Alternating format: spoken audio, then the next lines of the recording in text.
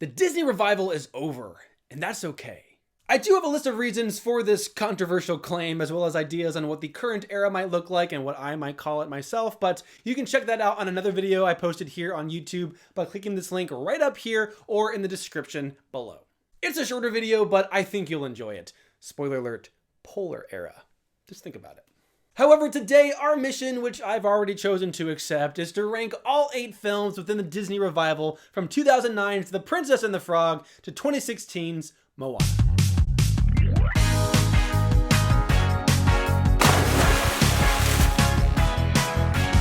Hey everyone, and welcome to the Sandbox. Today we are continuing on with my rankings of the Disney animation eras with the revival, which, fun fact, is comprised of 8 films, in my opinion, where half of them are Disney princess musicals and half are not. Yeah, says you. The revival is also the first era to have 2 films come out within the same year, in this case the last year, 2016 Zootopia and Moana.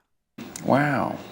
There's a reason we call this the revival, and that's because after the experimental era that was the post-Renaissance, where Disney was still trying to nail down its 3D animation style in attempts of finding their new identity after the Renaissance, they inevitably returned to that princess musical format while also delivering a variety of other solid stories. It's a slate of films that reinvigorated interest in the general audience, kicking off a new movement within the passionate fans and the studio alike. And in my opinion, it might just be an even more solid era than the Renaissance, and with 2 less films at that. I know, blasphemy, which frankly only makes it that much harder to rank these beloved animations. So with that said, enough preamble, let's dive in, starting with the bottom. And so, kicking things off at number 10 is unfortunately 2011's Winnie the Pooh. I don't hate any of the movies on this list today, but one has got to be at the bottom, and for me and where I am in my life today, I think this one makes the most sense. For the most part, I adore the simplistic nature of this film, seeing as Winnie the Pooh is a simplistic, silly old bear himself. The film is an easy one for kids to follow, and yet the writing is quite superb, especially when it comes to certain songs and specific scenes meant to draw a laugh out of you. Tie them together, Piglet. Can you tie a knot? I cannot. Ah, so you cannot. No, I cannot not. Not? Who's there? Pooh? Pooh who? No. I do think the film held back a bit in regards to its plot, especially compared to the older Pooh films that I grew up with, one of which makes this film feel like an overly safe, summarized version, but also in regards to its lessons and themes. It doesn't really feel like there's any huge moment that will leave a lasting impression on the youth or accompanying adults, and even the lesson is overly simplified, just having Pooh choose his friends over a jar of honey. That said, while the arcs are overly simple, I still find the characters themselves to be solid representations of the ones that I grew up with. The characterization still feels technically strong, albeit a huge thanks to the film's writing and the tone set by that delightful music. First, issue a reward to the... I beg your pardon? Well, you sneezed just as you were going to tell me what the first thing to do was. I didn't sneeze. Oh, you did, Owl. No, I didn't. You can't sneeze without knowing it. Well, you can't know it without something having been sneezed. And speaking of music, I can see this film's soundtrack and score being some's favorite within the era, though I would still expect that to be extremely rare.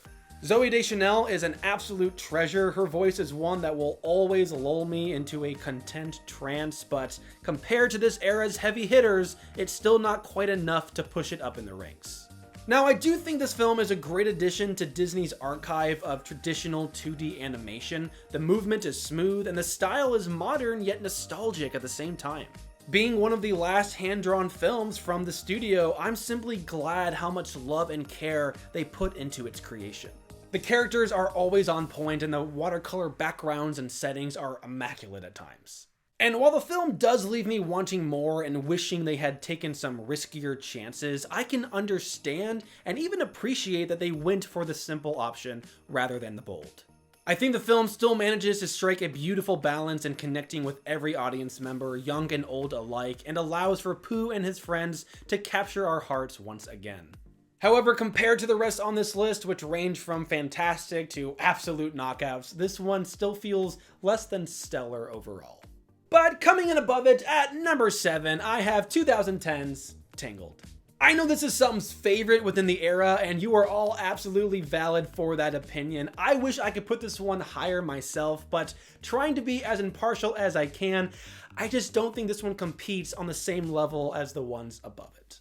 Creatively, this is yet another princess film that borrows previously established lore from another story, with Disney then adding their own little twist to it, as well as some fun musical numbers. And while there is so much I adore about this adaptation, I do think it plays things overly safe. It feels very formulaic, very vanilla compared to others, especially the ones in today's ranking. The story is solid, focusing on themes of misjudging character, following your dreams, truth versus fiction, and the consequences of manipulating others for your own personal gain.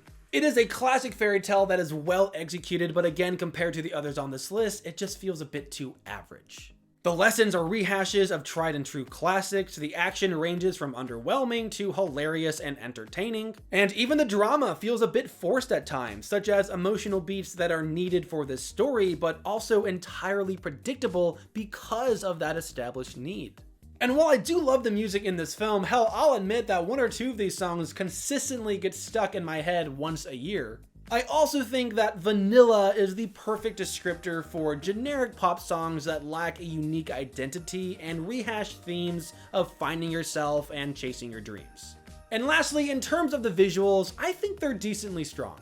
They certainly hold up well today, and back in 2010, they served as proof that Disney had struck gold with its new visual design for their animated films. However, I found the backgrounds to be a tad mundane and the set pieces, so to speak, a bit too complacent. A tavern in the woods, a castle, a tower, some random canyon for an action scene showpiece, it's all just a bit too generic for my taste. I also thought the characters had this weird glossy look whenever they got wet that gave me huge Toy Story and Shrek vibes. I don't know how else to explain it. What? All in all, this was a solid film and a huge stride forward for the studio, helping establish this new era as a revival. They nailed a lot of aspects that they needed to within this film and used the lessons learned here to refine and perfect their process in later films. However, for me, it just lacks that X factor that the others all have, which is going to keep it further down on my list. And so, moving on to number 6 is going to be Big Hero 6. I feel like every placement on this list today is going to be at least somewhat controversial because all these films are just that good and they all have their own huge cult-like following. But remember, I love them all as well, and this is just my personal take at the end of the day. Now, where Big Hero 6 excels is its powerful, emotional, and thematic storytelling. Disney has certainly delved into dark and mature themes before, but this film was proof that they could once again do it in the modern day and do it well. While the main character of Hiro Hamada is not the most relatable, with him being a super genius in robotics and all, his journey is absolutely what sucks you in as a viewer and propels this story forward. The tragic loss of his brother early on in the film, the future potential that he holds as a prospective student at the San Francisco Institute of Technology, and of course, the creation of the lovable Baymax are all what allow this film to focus on mental health, grief, regret, and the pursuit of becoming better versions of ourselves. All the while delivering a fun film equipped with gorgeous action sequences, hilarious character moments, and satisfying emotional beats. I mean, honestly, creating a film that expects you to fall in love with this character whom you kill off immediately, and who is then replaced by an inflatable nurse, which the film also expects you to love just as much, that's a tall order. But only now, after having seen them pull it off, do I sound like the crazy one, because yes, of course, Baymax is a lovable character deserving of our admiration and accolades. But we can't let that detract from the fact that Disney pulled off an incredible feat, albeit thanks to Marvel Comics, who created these characters originally. No, these characters aren't relatable themselves. They're all super genius and quasi-powerful, but the film exploits our own human nature, knowing that we'll want to see kind and smart people reach their full potential, especially after a tragic and relatable event of losing someone we love. Even the minor characters serve a vital role in showing those who aren't going through that relatable struggle how to help those who are. Or in terms of the villain's part, the absolutely wrong ways to deal with grief, regret, and loss. But to quickly touch on the visuals and music components, I think overall this has one of the weaker soundtracks and scores within this era. However, I also think that it has less to do with Henry Jackman's work here and more to do with the other soundtracks' absolute domination within this decade. Similar to Ron's Gone Wrong and Wreck-It Ralph, Big Hero 6 has the composer Henry Jackman once again delivering that futuristic, bubbly yet techie sound needed to bring the world, in this case San Francisco, to life. However, I also think the film doesn't fully utilize that sound to make each and every scene memorable. And aside from that heroic team-up fanfare, there aren't many themes that easily come to mind. And lastly, in terms of the visuals, I think they're definitely solid. They are vibrant, they are futuristic, they just simply leave me wanting more of the incredible world that they created. I simply don't think we got to see enough of San Francisco or even its Institute of Technology. Overall, it's a fantastic film that tugs on your heartstrings and subtly makes you want to reach your own potential, and if this is the film that you resonate with the most, I think I can understand why, but for me, as of today, it's gonna stay put at number 6. Which brings us to number 5, and I have 2016's Zootopia. If I had made this exact video a year or so back, this probably would have been my number 1. I absolutely loved its story, its characters, its world building, and its visuals. But over time, and especially after several rewatches, this one has lost a bit of its charm, especially compared to the top half of this list. Simply put, given how polarizing and political the world is these days, as well as how disingenuous and divisive Disney has become as a studio and company, my latest rewatch of this film was not nearly as rewarding or enjoyable for me as it was in the past. The lessons hug a fine line of inspirational and provocative, given that Judy is chasing socially impossible dreams, but also because the film wants to dive deep into themes of classism, racism, and ableism. The film wants to teach us that we can do anything, or as Shakira's Giselle might say, try everything, but it fails to give Judy any real obstacles that endanger our faith in her as a character, besides merely other characters who don't believe in her as much as she believes in herself and her principles. We almost never doubt that Judy will succeed, especially after teaming up with that wise yet sly fox Nick, and so her only hurdle is really just proving others wrong over and over, time after time, as she climbs that corporate ladder.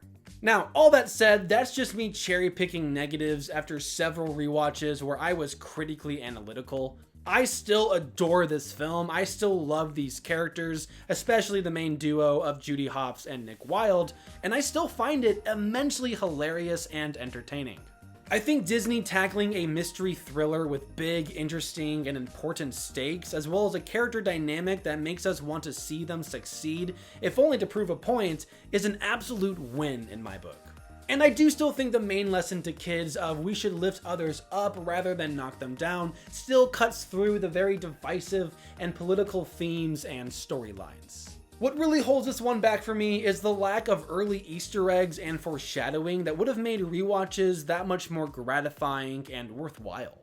This being primarily a mystery, it loses a bit of that magic after you've learned the secrets, after the villain has been unmasked and the case solved. However, I also think that the visuals more than make up for that fact. Every time I sit down, I find something new, and trust me y'all, I've watched this one way more than I probably should have. But on the flip side of that, something I would have liked to have seen, or in this case heard, is more variety in the score. Giving each district its own leitmotif and or a different musical tone would have really made this world pop that much more and bring more uniqueness to the minor characters as well. Utilizing different instruments and different genres could certainly elevate the world building in Zootopia 2, and I'll be watching or listening very closely to see if they can accomplish that. At the end of the day, this is still a film I admire. I'm just not as confident in saying that it's unaffected by time or rewatches as much as I once was, especially compared to the others on this list. And so, kicking off the top half, taking the number 4 spot is going to be 2009's The Princess and the Frog. While Zootopia was my favorite for a long while, there was a time where it didn't exist, and my favorite, as well as my wife's, was The Princess and the Frog.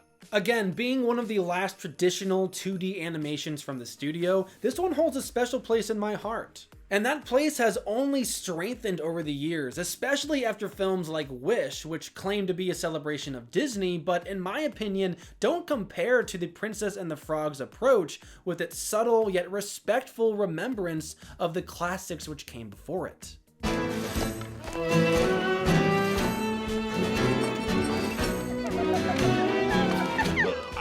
Senator Johnson. Every princess musical within this era contributes to that deserving title of the Disney revival. However, it was The Princess and the Frog which kicked off this trend, and in a beautiful story nonetheless, about wishing on a star, but also putting in the effort to make your dreams come true. Well, you wish on that star, sweetheart. Yes, you wish and you dream with all your little heart. But you remember, Tiana, that old star can only take you part of the way. You gotta help it along with some hard work of your own, and then, yeah, you can do anything you set your mind to.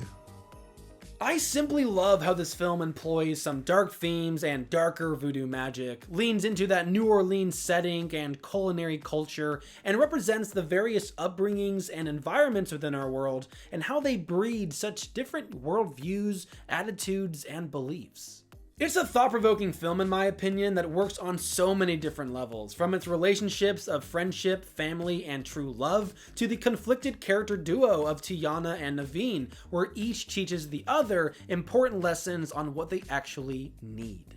Now, y'all figure out what you need? It's just like you said, Mama Odie. We need to be human. Y'all want to be human, but you're blind to what you need. What we want, what we need is all the same thing, yes. Ow! Is the same thing? No! The film uses its characters to emphasize the value of hard work and accepting help from others, but also the importance of true love, a healthy love where each plays an equal part in seeing both the couple and the individuals succeed.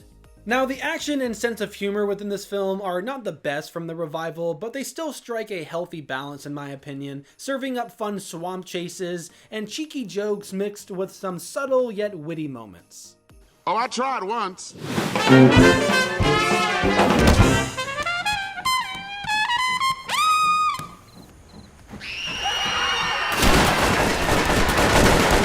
It didn't end well. And similarly, the animation itself is not the best that Disney has to offer. It doesn't lean into its medium as much as something like The Emperor's New Groove, nor does it press the art style as much as something like Winnie the Pooh or Lilo and Stitch. However, the devil is in the details, and the details within this film are remarkable. From the time period's fashion choices, to the voodoo magic special effects, to the elaborate set designs within the swamps, restaurants, and city itself. But at the end of the day, what makes this one an absolute standout and a longtime favorite of mine is its wonderful soundtrack. The musical numbers contribute to the story as much as anything else within this film, as they embrace New Orleans jazz and the themes which hold this film together. There's a certain richness to this film, and it partially lies within its music, but it also wouldn't have worked unless all the other pieces, the visuals, the characters, the adventure, came together and worked. Before I share my top 3, could you do me a solid and hit that like button down there? It would certainly help me a lot in turning the tides of my war against it that shall not be named, the YouTube algorithm. But honestly, if you're enjoying this video, let me know by sharing it with other fans of Disney animation and by commenting down below how you would rank these beloved films, and also where you think the Disney revival should be cut off. Again, I have tons of other videos like this one available already, as well as that shorter one I mentioned earlier, where I give my reasonings for why I think the revival has already ended, and why I might call the next and current era the Polar Era. And that's not just because of Frozen 2 and 3, alright? Calm down. I also just recently put out the 3rd round of my animation showdown between Walt Disney Animation and Pixar Studios. It's a series I hope takes off, as it has a ton of potential, especially outside of those 2 major studios, and I also have a ton of fun making those videos. I also feel like they hug that line of educational and entertaining quite well, if I do say so myself. I've dipped my toe into the revival era quite a bit already within that series, so if you're interested in seeing how some of these films today hold up against their Pixar counterparts, then be sure to check out those videos using the link in the description below or in the video's outro. But moving things along, my number 3 is gonna be 2016's Moana. I simply love the premise of a dying world that needs healing, and having the ocean be a character itself that calls upon this teenage princess and the trickster god who kicked off these tragic events in the first place to accomplish this daunting task makes for such a fun and exciting adventure. The stakes are high and the lore feels intentional and well thought out, even if the world building lacks an obvious through line and can feel a bit trivial or convenient at times. However, I'm just going to assume that that's me not knowing enough about Polynesian mythology. And even while the story itself is a rather simple adventure for the studio that employs yet another cookie-cutter musical template and the classic hero's journey, the characters, the music, and the beautiful world elevate it into something so much greater.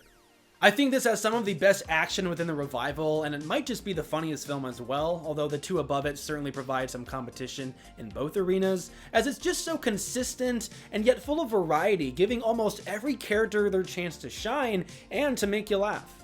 I do think this film suffers a tad in terms of its minor characters, similar to Zootopia. However, the main duo and their dynamic more than make up for that flaw.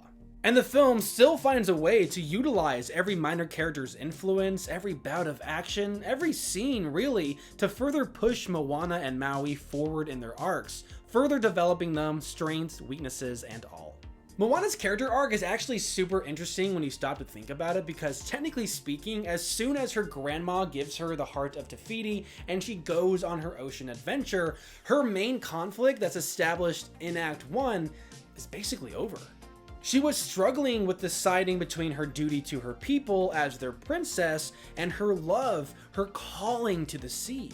And so by accepting this quest, she solves that inner dilemma, because now she can do both. You are not my hero, and I'm not here so you can sign my oar.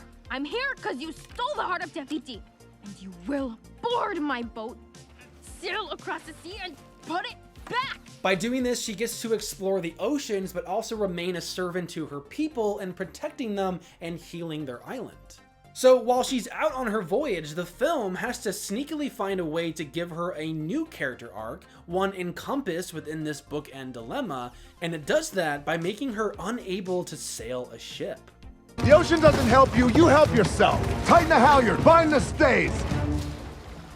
You can't sail? I am self-taught.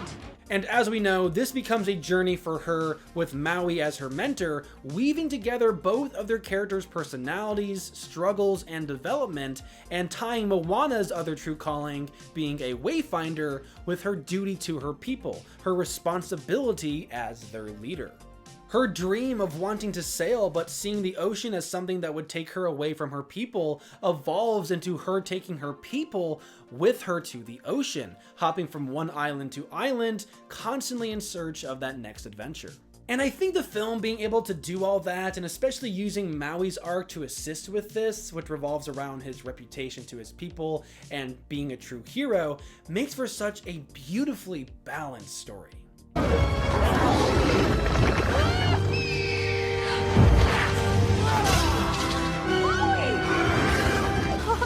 You came back! Similar to The Princess and the Frog, this film creates a brilliant and culturally respectful soundtrack, which makes the characters more personal and relatable so that the story can put an even greater focus on the lore.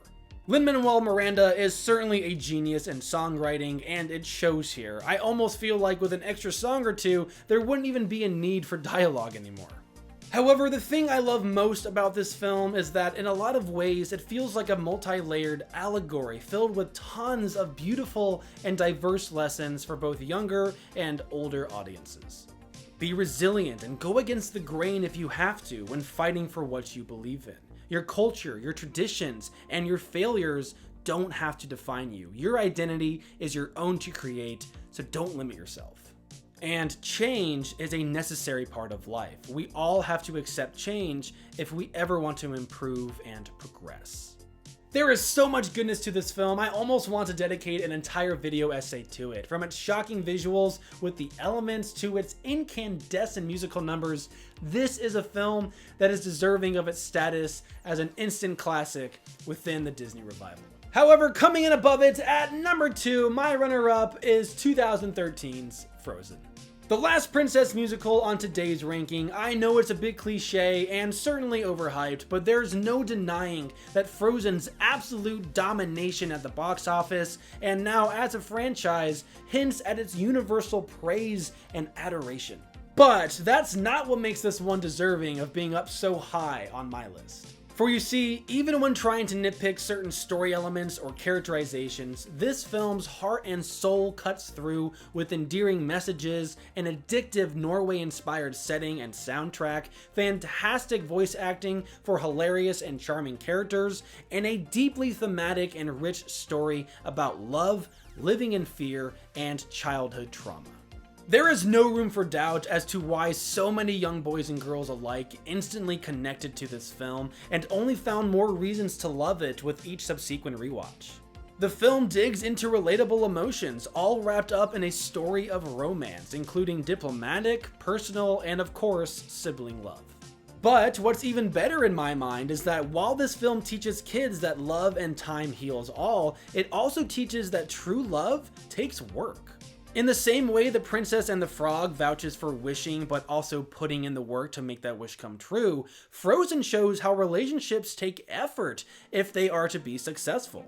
It's not all just love at first sight and then happily ever after. And so even though this film can get very fantastical and overly dramatic at times, I still find that there's very grounded themes holding it together. Heck, even its reversal on the traditional villain for a Disney princess film is worthy of note, as Hans lends credence to Frozen's immaculate character work all around.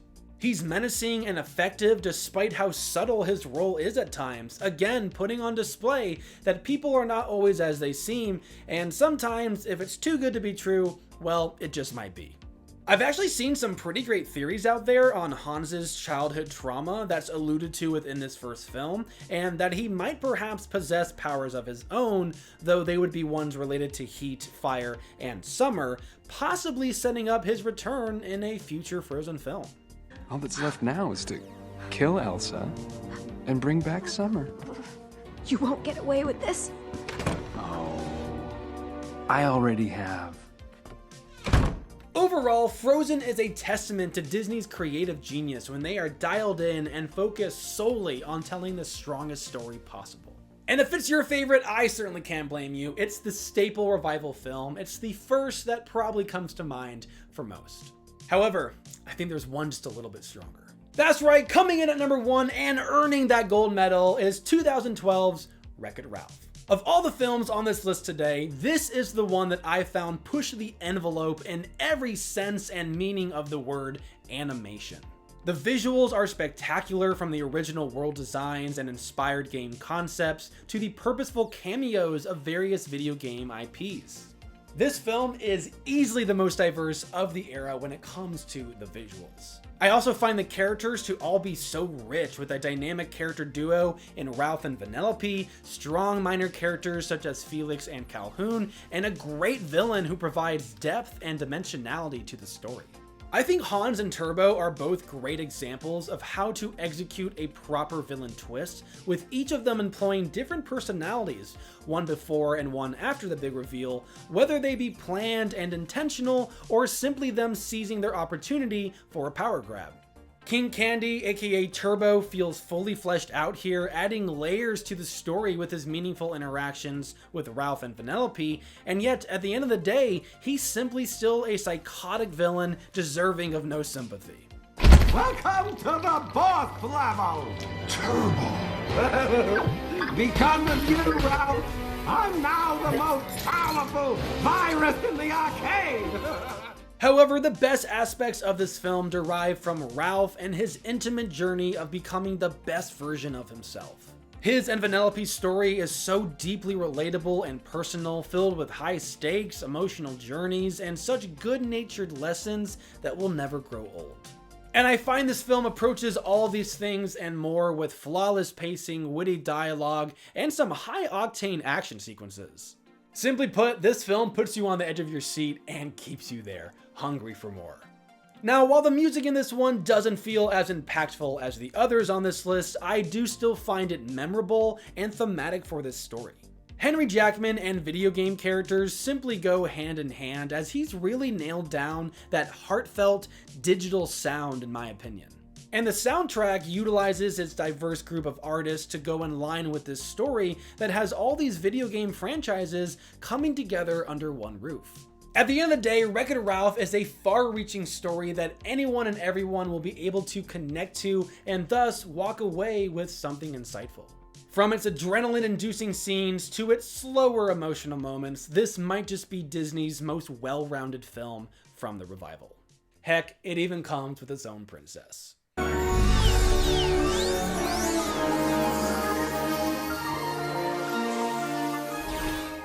All hail the rightful ruler of Sugar Rush, Princess Vanellope.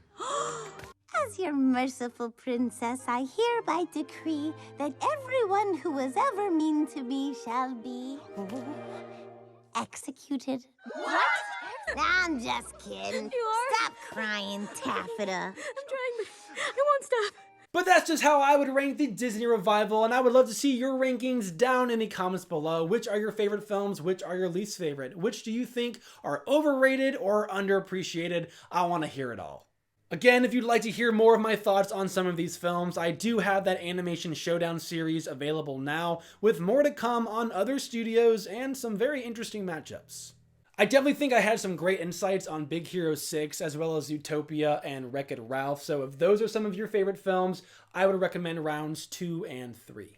But as for what's next, I'll certainly be thinking about my Polar Era ranking, though I'll probably wait until after Moana 2's release, and perhaps even a little bit longer after that, depending on time. And I'd definitely like to get around to ranking the eras themselves before moving on to other studios like DreamWorks. Most people don't know this, but DreamWorks does have eras as well, though they're primarily driven by their co-financer and distributor history. So if any of that sounds interesting to you, make sure you're subscribed and checking out that community tab every so often. That's where I post all of my updates, and trust me, you don't want to miss the next round of polls for the next Animation Showdown. And if you're a fan of Gravity Falls, Pixar, the MCU, and by chance, Brandon Sanderson's Cosmere, you'll definitely want to stay tuned during these coming months. But as for now, that's it from me. Thank you all so much for tuning in and sticking around. I will see you all next time.